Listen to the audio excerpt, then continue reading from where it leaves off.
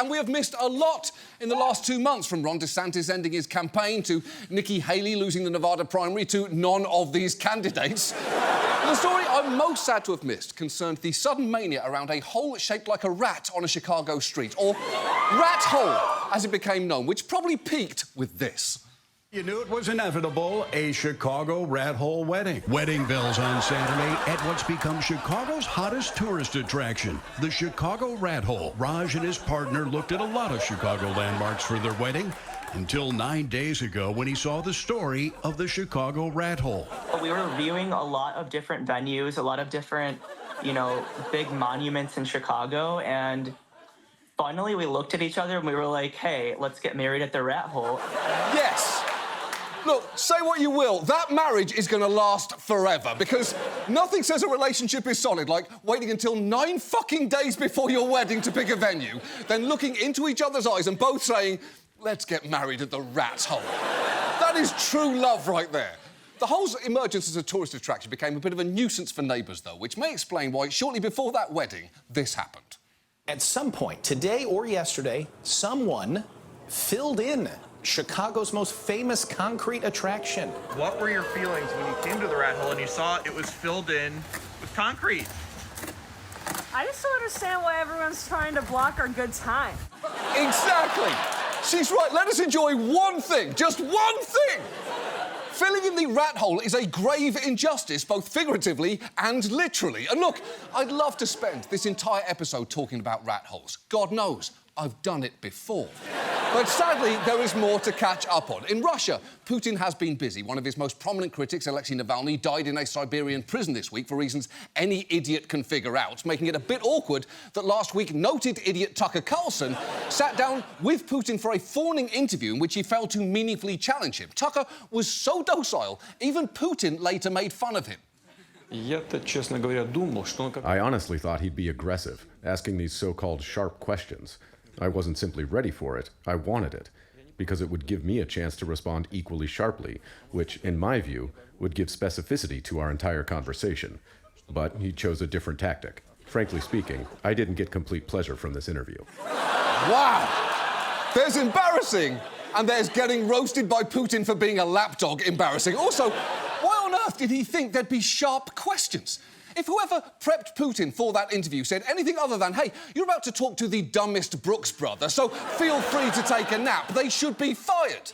Meanwhile, in the Middle East, Israel continued its assault on Gaza, with over 28,000 Palestinians now dead, most of them women and children. This week saw attacks in Rafah, the city that stands as the last refuge for Gazan civilians, and yet the US refuses to curtail military aid to Israel, instead offering tepid rebukes, like Biden saying Israel's actions are over the top, while the White House leaks that privately the president's actually very upset. Part of what the president is saying, according to people who've heard him make these comments, is that Netanyahu is, quote, giving him hell, that he's impossible to deal with. We're also told on at least three instances, the president referred to Netanyahu as an a-hole. Whoa, careful there, Joe. What if Bibi hears you? Nothing shames the guy comfortable with bombing hospitals and refugee camps like knowing that 6,000 miles away, an 81-year-old is muttering PG-13 words under his breath. What's next? Is Biden going to whisper, what a dick, into a seashell and toss it into the ocean? And Biden has reportedly said much worse, which American TV danced around, but Arabic language Al Jazeera delivered the quote in full. And we're not going to translate this for you, but you will know the phrase when you hear it. كان فيه بايدن قد شتم نتنياهو ووصفه بباد fucking guy. Yeah. Biden apparently called Netanyahu a bad fucking guy. And look, you should be allowed to say that about Netanyahu uncensored on American TV, because I guarantee it's coming out the mouths of Gazans and the families of hostages non-stop right now. Meanwhile, the president's likely opponent in November has been taking a break between court dates and accumulating massive financial penalties to offer his own plans for international relations, first saying that if NATO members don't pay their bills, which isn't a thing, he'd encourage Russia to do whatever the hell they want. Then he suggested aid to Ukraine should actually be a loan, then got distracted, then distracted again from his original distraction. Why should you just hand it over to him? Do it as a form of a loan. I do that with athletes. They can't quite, like a professional golfer who I think is very good. They don't have any money, but they have a lot of talent. I'll say, here's the deal. I did it with a number of people. Here's the deal, what I want to do. Professional golfer, I play golf. I play very nice. Did you see the picture of me, the horrible picture with the stomach out to here? That was... So what I do is I'm putting up today a picture of me actually, what I actually look like, hitting a ball, smashing the frickin' ball. And you'll see quite... I wouldn't say slim. I wouldn't say slim, but not bad. But the ball does go far. I would say it goes about 9 times further than Biden can hit it. What?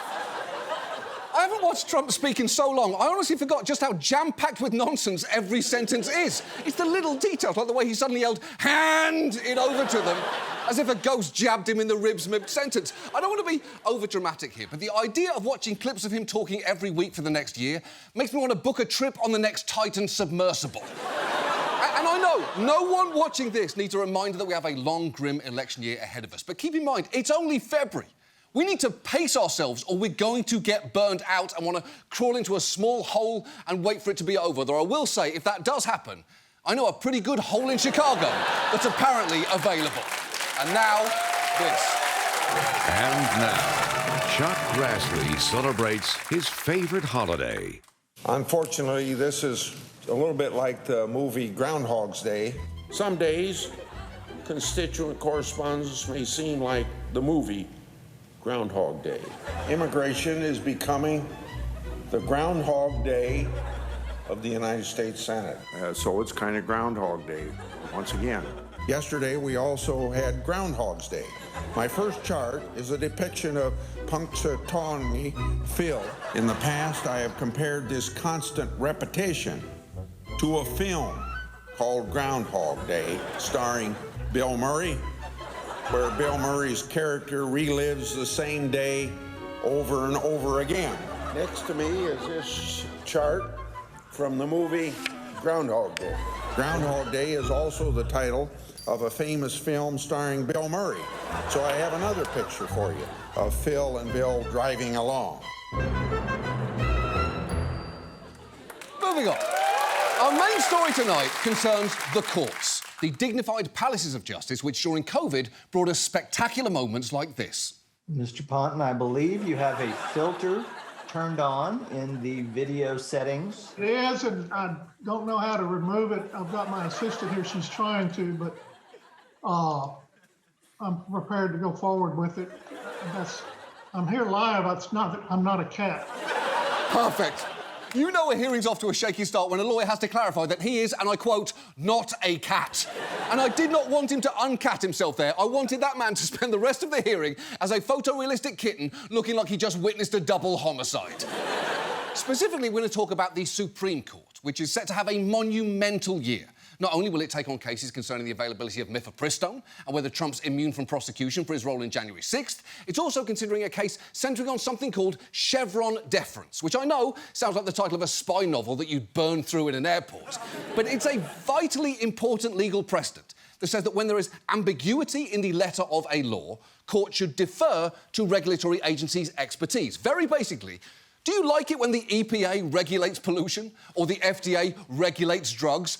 Much of their ability to do that comes from Chevron deference. And if the court guts it, it'll be much easier for private industries to block government regulation. So this is going to be a huge year for a court that has seldom been more powerful, and yet respect for it has seldom been lower. The court's public approval rating has dropped to a 50-year low, with just 18% expressing great confidence. It's true, and it's hard to think of anything people have less confidence in right now, aside from maybe the window seats in Boeing planes.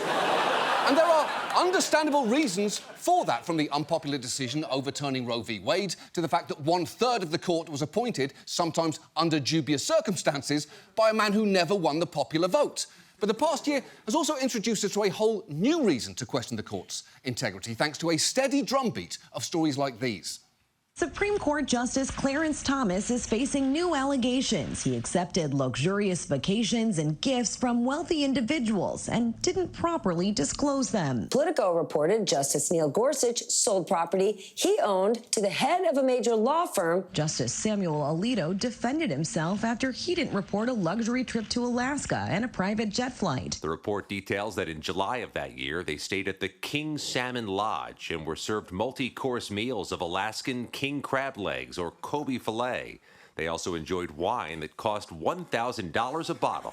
Now, Alito denies he did anything wrong there and specifically said if there was wine, it was certainly not wine that costs $1,000, which I hope is true for multiple reasons, namely that wine should never cost $1,000 because wine is not that good a drink. I'm serious.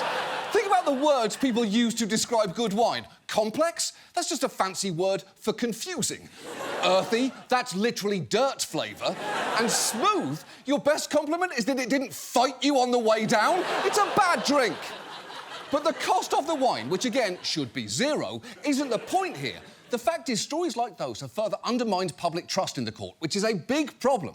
Because it's an institution that relies on respect. It can't enforce its own rulings. And without public buy-in, it could theoretically be ignored. Chief Justice Roberts himself recently wrote, "Public trust is essential, not incidental, to our function." So these scandals are a huge issue for it. And given that, tonight, we thought we'd look at how deep this court's problems go and a possible solution that might go 1/9 of the way towards helping things get better. And let's start with a striking fact, because when it comes to what ethical rules the court is required to follow, there basically aren't any.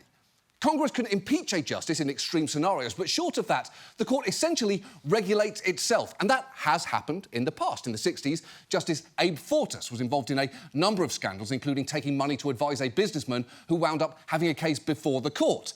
But despite the fact that getting paid for outside work was legal and that Fortas both returned the money and recused himself from the case, the mere appearance of impropriety caused lawmakers of both parties to call for his resignation, and he stepped down, saying that he was doing so for the good of the court. And just a few weeks later, the US Judicial Conference unveiled a new ethics policy for federal judges with just one tiny exception. See if you can spot it. The United States Judicial Conference today issued a code of ethics which forbids all federal judges, except Supreme Court justices, from accepting fees, gifts, or compensation of any kind for off-bench activities. Yeah, the Supreme Court justices were exempt, so that new rule solved every problem except for the one they just had. And there have been multiple tweaks to the Code of Ethics over the years, with the one constant being that the Supreme Court justices are not covered by it. And even laws that apply to them are basically unenforceable. The argument is that because they are the highest court in the land, there is no one they can answer to. Now, over the years, the justices have noted that they voluntarily follow certain rules. For instance, they're required to report any gifts worth more than $480. That is how we learned about Ruth Bader Ginsburg receiving a $4,500 opera costume, Ketanji Brown Jackson receiving a floral arrangement from Oprah worth $1,200, and Antonin Scalia receiving 2 firearms and $950 worth of dictionaries, which is slightly weirdly phrased because $950 worth of dictionaries could either mean one very luxurious dictionary or 120 regular ones. But while those gifts were disclosed, others haven't been. Scalia had a habit of not disclosing trips that other people paid for and actually died while staying for free at the hunting lodge of a business executive whose company had recently had a case before the court. And I bet that executive was very glad that he got the ruling before that very fun-sounding visit. And as we've already seen, some justices have run with that precedent. Remember Alito's fishing trip? When it came to light, he said that he didn't think the rules required disclosing it and attempted to justify the free private jet flight with a laughable argument. Alito explaining that on that private jet flight, he was in what would otherwise have been an unoccupied seat. Oh, come on! Alito is considered one of the sharpest conservative legal minds, and that's the best he's got? Of course, if you hadn't been in the seat, it would have been empty, Samuel. That's not so much a defence of your behaviour as it is an explanation of how seats work. Also, it's a private jet. All the seats are otherwise unoccupied. They don't overbook them like it's the 505 Spirit Airlines flight from Myrtle Beach to Vegas. And that feels ethically dicey even before you learn that one of his hosts on that trip was a hedge fund manager whose companies have since had 10 cases before the court. And that's not a one-off. For years, Neil Gorsuch had been trying unsuccessfully to sell a 40-acre piece of property that he co-owned in Colorado. But coincidentally, just 9 days after he was confirmed, he managed to sell it. And while he did disclose that sale, he left the identity of the purchaser blank on the form, which isn't great, because it turned out to be the chief executive of one of the nation's biggest law firms, which has since been involved in at least 22 Supreme Court cases. And if you're wondering what that weird sound is right now, I'm pretty sure it's the ghost of Abe Fortas going, "Are you fucking kidding me? Are you kidding me?" But the biggest offender on the current court is unquestionably Clarence Thomas. If you are unfamiliar with his work, I truly envy you. But very quickly, he's an extreme originalist, known for adopting hard-right positions years before other justices come around to them, from overturning gun laws to undermining the Voting Rights Act. He's also questioned whether poor people have a right to a lawyer, saying the Constitution only guarantees you the right to hire a lawyer, not to have one provided for you. And he once said that black civil rights leaders bitch, bitch, bitch, moan and moan, whine and whine. And sure, why can't the people fighting for basic equality just have the chill, good time vibes that we all associate with Clarence fucking Thomas? He's so fun to be around. Ask almost any woman who's ever worked for him. For years, there have been stories about Thomas accepting lavish gifts, but things escalated recently with a series of ProPublica investigations revealing Thomas's relationship with these 4 conservative billionaires. The report says the 4 moguls collectively treated Thomas to 38 destination vacations, 26 private jet flights, plus an additional 8 by helicopter, a dozen VIP passes to professional and college sporting events, 2 stays at luxury resorts in Florida and Jamaica, and 1 standing invitation to an uber-exclusive golf club. The dollar value likely in the millions. Just one of those vacations was a 9-day Indonesian super yacht voyage that, if he paid for it himself, could have exceeded over $500,000.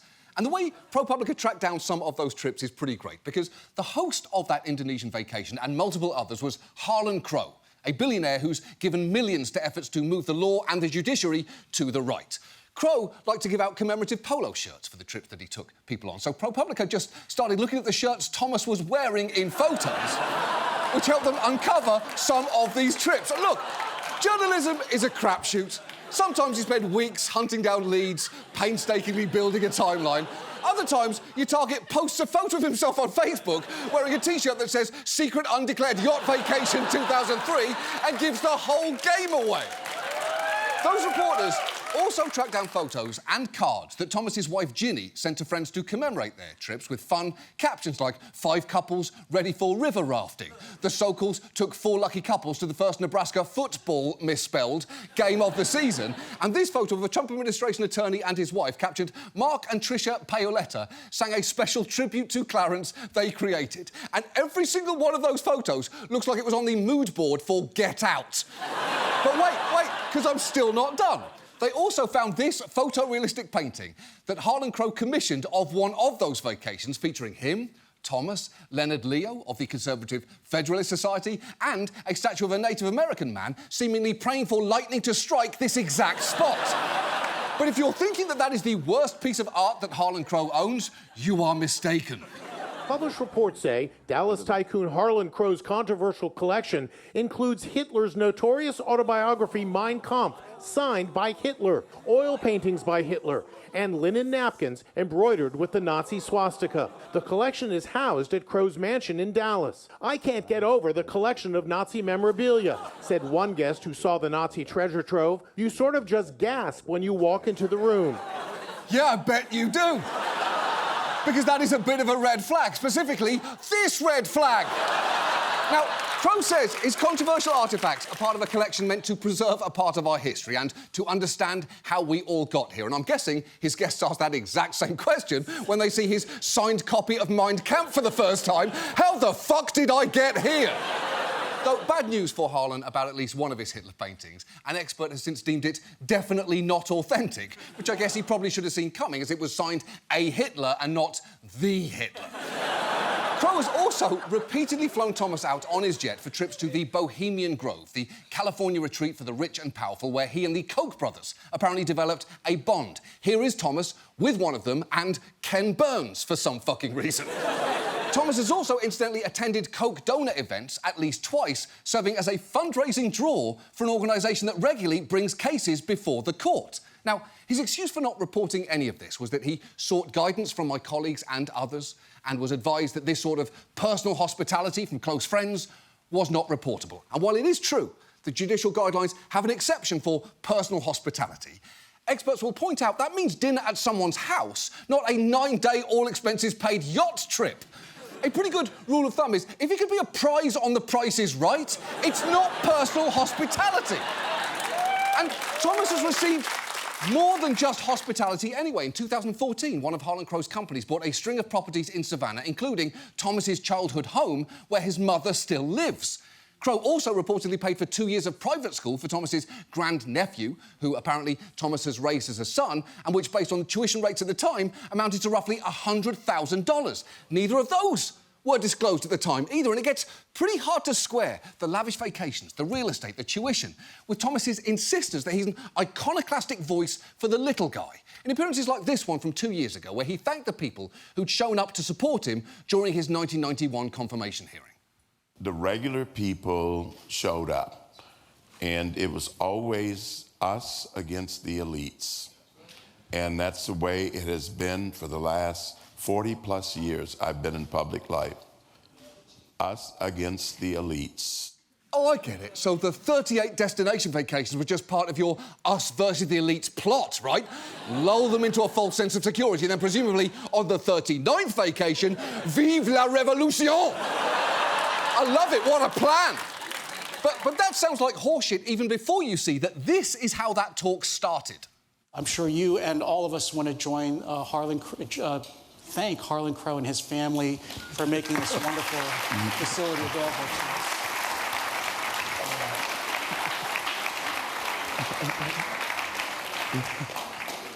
us. I know Harlan hates that, so I knew we had to do it. That's why I wouldn't say it. I knew we had to do it. I like to keep that friendship. Oh, I bet you would. I'm sure friendship is definitely the thing that you like the most about knowing Harlan Crow. Not the lavish yacht trips or the private jet flights, the simple human companionship of an ageing Nazi napkin collector. But perhaps the item that perfectly sums up the distance between Thomas's regular guy persona and his high-end tastes is his motorhome. It is his prized possession. He even showed it off during his 60 Minutes interview. One of his passions is this 40-foot-long motorhome that he and his wife use to explore the United States in their downtime. You find this relaxing? Oh, yeah. It's away from the sort of the meanness that you see in Washington. You get here with just the regular folks, and it's so pleasant. I can see that. You know, people in Washington can be so mean, can't they? I've heard some even make decisions in landmark court cases that loosen gun regulations, limited affirmative action, and strip women of their constitutional right to an abortion. So I get the impulse to want to get out of town to avoid those fucking sociopaths. Thomas loves his motorhome so much, he could actually be a bit of a snob if asked inaccurately about it. One of you enjoys traveling cross-country with your spouse in a 40-foot RV? Who's that? Well, that's technically incorrect. It's not an RV. It is a motor coach. Is that bigger than an RV? Well, it could be, but it is a better vehicle than an RV. An RV is normally built on a light truck chassis. A motor coach is a tour bus. I mean, it's old, but it's really nice. Honestly, if Thomas hadn't caused so much human misery, him liking big, comfy trucks that go vroom, vroom would be genuinely charming. Every man in his 70s has picked a vehicle that occupies way too much space in his brain and heart. Some like trains that go choo-choo. Some like boats that go glub-glub. And others love motor coaches based on a non-light truck chassis. And I'm not saying that these men love their vehicles more than their families. It's just, it's easier for them to say, I prefer O-scale trains because historically that's what this country's finest model trains have been since the 1800s, than, I'm proud of you, son. But about that bus, it is apparently the Rolls-Royce of motor coaches, a custom Prevost Marathon, or as Thomas himself once put it, a condo on wheels. And if you're thinking, that's a pretty big purchase for a Supreme Court justice to be able to afford, about that. Supreme Court Justice Clarence Thomas has been an RV evangelist for decades. traveling the country in a 40-foot luxury motor coach that he purchased in 1999 after borrowing more than $250,000 from a wealthy friend. But a new report from Democrats on the Senate Finance Committee alleges Thomas's friend forgave a substantial amount of that massive loan. And 9 years later, his friend forgave all the debt. Well, that sounds like a sweet deal. Honestly, it's starting to feel like Thomas doesn't so much have friends as a collection of human ATMs. And his wealthy friends will say there is nothing to see here. They're just doing for Clarence what they would do for anyone else. Harlan Crow pulled that exact move. In a statement, Harlan Crow, the Dallas real estate billionaire who picks up the tabs for the trips, says he and Thomas have been friends since 1996. Writing, the hospitality we have extended to the Thomases over the years is no different from the hospitality we have extended to our many other dear friends. OK, but it is different, though. Because while you may have been friends with Clarence Thomas for a long time, you didn't start being friends with him until 5 years after he was made a Supreme Court justice. In fact, each of his 4 major benefactors appears to have first met Thomas after he ascended to the Supreme Court, which is inherently telling. Even socially adept high schoolers can figure that out. If Brenner, Jackson and Ashton only start hanging out with you after you get a job at Cold Stone, it's not about you, it's about the free fucking scoops. And thankfully, there is a way for a justice to avoid the appearance of impropriety, and that is recusal. Any justice is required to disqualify themselves in any proceeding where their impartiality might reasonably be questioned. But, as with everything else you've seen tonight, for the Supreme Court, it's essentially just a suggestion. The justices themselves decide if they are able to be impartial, and those decisions cannot then be appealed. And even when it comes to recusals, Thomas is an outlier. He almost never recuses, even when he clearly should. Take one recent case where he had a flagrant conflict of interest, albeit not a financial one, because the court recently took up a number of appeals involving cases surrounding January 6th. And as it happens, a major cheerleader to overturn Biden's win was Thomas's own wife, Ginny, as her text to then White House Chief of Staff Mark Meadows show. In one, Thomas writing, quote, "Help this great president stand firm, Mark. Biden and the left is attempting the greatest heist of our history." And in another, just days after the 2020 election, Thomas writing, "Do not concede." On November 24th, Meadows wrote Thomas, "This is a fight of good versus evil." Thomas replied, "Thank you. Needed that. This plus a conversation with my best friend just now." Wow. I will say, Ginny Thomas looks exactly like a person who would try to speak to the manager about a presidential election. But despite that conversation with my best friend line, Ginny insists that she never talked to her husband about the election challenges, which is a bit weird, because he says this a lot. It's a particular honor to be here with my wife, Virginia, who's totally my best friend in the world. Love to spend time with my wife, who's totally my best friend in the whole world. I love being here with my bride, Virginia, who's a gift from God and my totally best friend in the whole world. OK, first, if Ginny is indeed a gift from God, I guess it's nice that Clarence Thomas got at least one gift from someone who is not a billionaire. But also, it would seem that either Ginny Thomas was keeping her husband up to date on her ongoing coup attempt, or she's Clarence's best friend, but he isn't hers. And that is rough. There's going to be a lot of awkward silences on their next motor coach trip. But the fact is, a justice's wife inserted herself into efforts to overturn the last election, yet in multiple cases involving January 6th, Thomas didn't recuse himself. Even in one concerning whether White House files, which could have contained more of Ginny's texts, had to be handed over to the January 6th committee. In that case, Thomas was the lone dissenter, saying that they should remain secret. And if that is not a conflict of interest, I honestly don't know what one is. But look, the fundamental corruption here might be bigger than anything one recusal could cover. Because I'm not saying that Thomas is only voting the way he is because of the trips and the gifts. His opinions were horrible before he ever set foot on a yacht. But that doesn't mean those billionaires haven't had a real impact on him. Because for years, Thomas repeatedly talked about money. In the 1980s, he told a reporter he planned to be rich and said that that means more than just a few $100,000 a year. But unfortunately for him, that's exactly what being a Supreme Court justice currently pays, just under $300,000. And he's been pretty vocal about his dissatisfaction with that, sometimes even publicly. The job is not worth doing for what they pay. It's not worth doing for the grief, but it is worth doing for the principle. You sure about that? Because your job is writing opinions in a bathrobe and it pays 6 figures. Most bloggers do that for free and they don't get to enjoy seeing their worst takes become everyone else's law. It was right around that time, in the early aughts, that Thomas reportedly said to a Republican member of Congress that unless it gave Supreme Court justices a pay raise, quote, one or more will leave soon, maybe in the next year. That set off alarm bells in Conservative quarters. As that lawmaker Thomas spoke to recalls it, his importance as a Conservative was paramount. We wanted to make sure he felt comfortable in his job and he was being paid properly.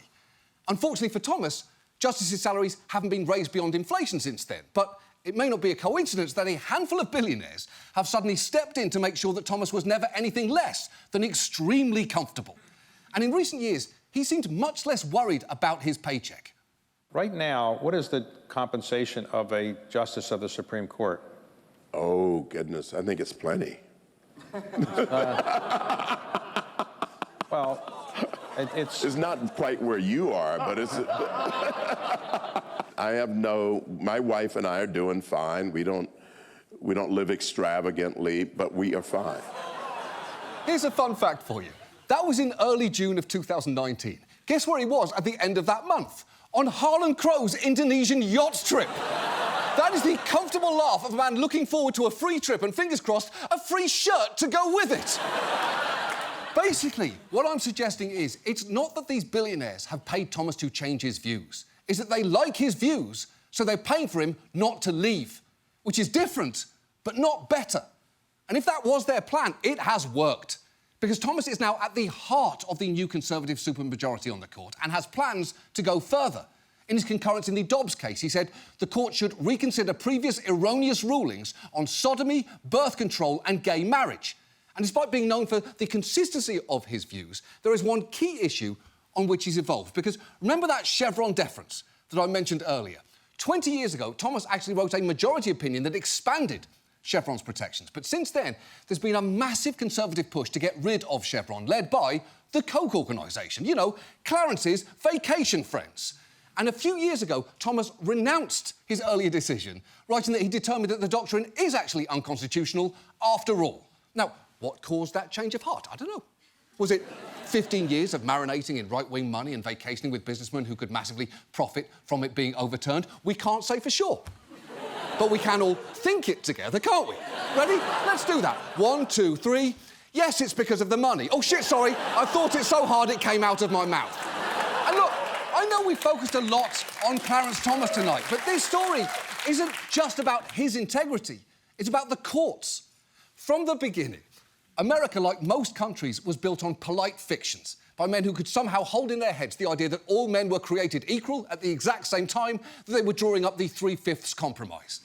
And while we've shed a lot of those fictions, we still cling to the idea of the Supreme Court as a body separate and apart from politics. It retains a certain amount of mystique and ceremony. We literally put the justices on a pedestal and let them wear robes like wizards. In their confirmation hearings, they pretend to have no idea how they'll rule on hot-button issues, and we all have to pretend to believe them before we appoint them to a job that they can hold until they die. We don't treat them like what they are, which is people who can be motivated by ideology and greed like anybody else. But polite fictions can only be bent so far before they break. And right now, it feels like the Supreme Court is at a breaking point. And there are small ways to fix that, from a real enforceable ethics code to term limits to even potentially expanding the court. And honestly, if it were up to me, they'd also be dressed not in robes, but as Walmart greeters to emphasise they're not magic, they're humans like everyone else. But if we're not going to do any of that, if we're going to keep the bar of accountability this low, perhaps it's time to exploit that low bar the same way billionaires have successfully done for decades. And that finally brings us to the solution that I mentioned at the start of this piece, because Clarence Thomas is arguably the most consequential justice on the court right now. And he's never really seemed to like the job. He said it's not worth doing for the grief. So what if he could keep the luxury perks that he clearly enjoys without having to endure all of that grief? Well, I think there might actually be a way to do that, because Justice Thomas, we have a special offer for you tonight. We are prepared to offer you $1 million a year for the rest of your life if you simply agree to leave the Supreme Court immediately and never come back. It is that simple. Just sign this contract, resign, and the money is all yours. This is not a joke. If you watch our show, you know jokes aren't really our thing. This is real. $1 million a year until you or I die. We have spoken to experts who've all told us that best they can tell, this is somehow legal, which seems crazy to me because it really feels like it shouldn't be. But as they keep pointing out, there are no rules in place to stop me from doing this. And let me be clear, HBO is not putting up the money for this. I am personally on the hook. You can make me really regret this. I could be doing stand-up tours to pay for your retirement for years, but this offer is not forever. You have exactly 30 days from midnight tonight to make your resignation effective. And if you are still on the fence, I actually have a little deal sweetener that I'm excited to show you. So please, come with me. Just come this way. Because we know you've got a lot on your plate right now, from stripping away women's rights to hearing January 6th cases you definitely shouldn't be hearing, to potentially helping roll back decades of federal regulations. And you deserve a break, you know, away from the meanness of Washington, so you can be surrounded by the regular folks whose lives you've made demonstrably worse for decades now. And the good news is, I think we can help you there, because since your favourite mode of travel might be in need of an upgrade, we are excited to offer you this brand new, top-of-the-line Prevost Marathon motor coach. Look at this beauty, Clarence. It's worth $2.4 million, and it's got a full bedroom, yes, that is a king bed, 1.5 baths, a fucking fireplace, 4 TVs, a washer-dryer, and I quote, a residential-sized fridge. And if you're thinking, what will my friends say if I take this offer? Will they judge me as they sit in their boardrooms and mega yachts and Hitler shrines? Will they still treat me to luxury vacations and sing songs about me off their phones? Well, that's the beauty of friendship, Clarence. If they're real friends, they'll love you no matter what your job is. So I guess this might be the perfect way to find out who your real friends actually are. So that's the offer. $1 million a year, Clarence, and a brand new condo on wheels. And all you have to do in return is sign the contract and get the fuck off the Supreme Court. Talk it over with your totally best friend in the whole world. Because the clock starts now. 30 days, Clarence. Let's do this. That's our show. Thank you so much for watching. We'll see you next week. Good night. How is this legal? Your move, Clarence. Your fucking move.